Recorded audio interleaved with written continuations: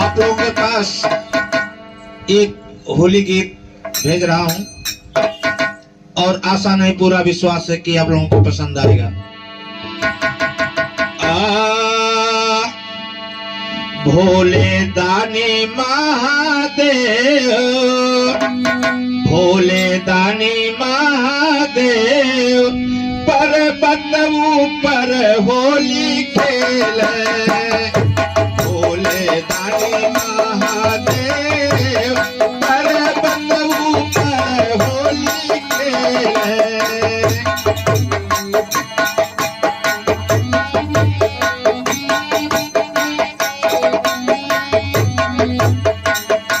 भोले दानी महादेव, भोले दानी महादेव, पर्वत ऊपर होली खेले।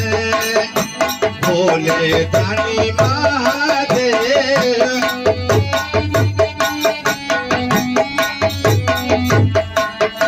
भोले दानी महादेव, भोले दानी महादेव, भोले दानी महादेव, पर्वत ऊपर होली खेले।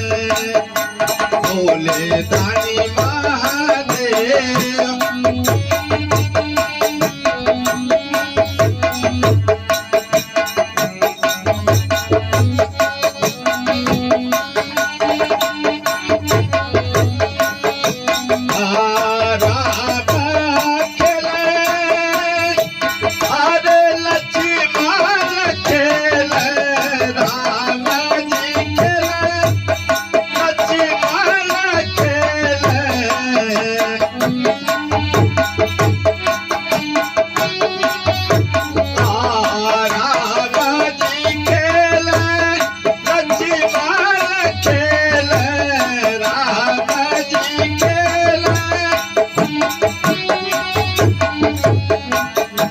होली खेल महादेव, पर्वत ऊपर होली खेले।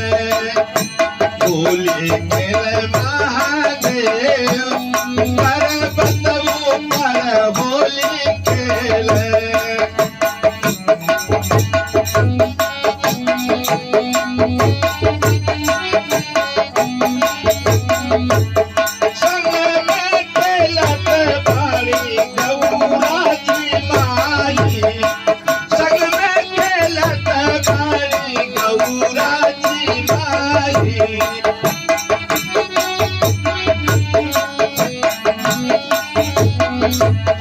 बबुआ गणेश संग कार्तिक भाई, बबुआ गणेश संग कार्तिक भाई।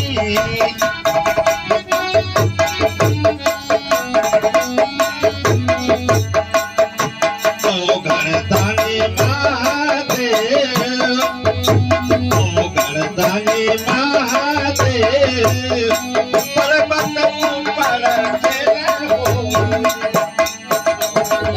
महादेव, पर्वत ऊपर खेले होली।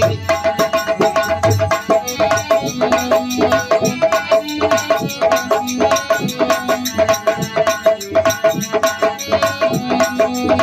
होली। गणदानी महादेव, पर्वत ऊपर खेले होली।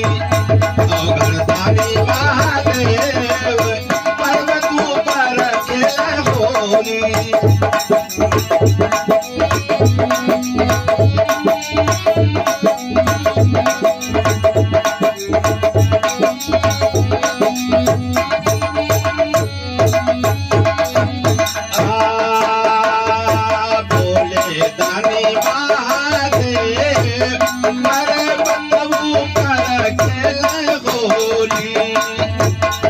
गणदानी महादेव, पर्वत ऊपर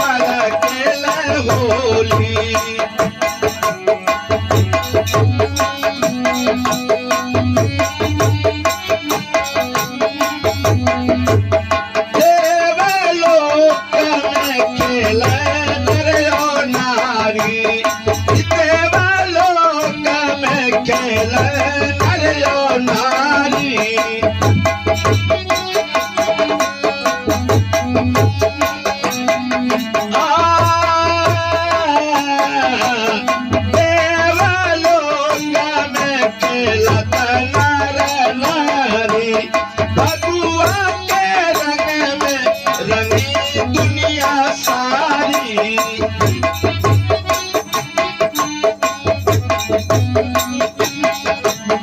फगुआ के रंग में रंगी दुनिया सारी। शिवदानी महादेव, शिवदानी महादेव पर बंधु पर खेले होली। शिवदानी महादेव पर बंधु पर खेले होली। शिवदानी महादेव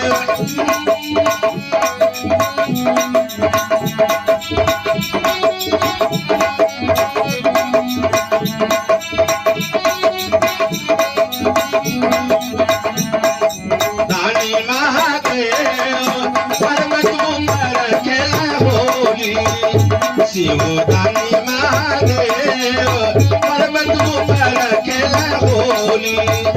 शिवदानी महादेव पर्वत पर खेला होली। शिवदानी महादेव पर्वत पर खेला होली। एक बार बोलो शंकर भगवान की।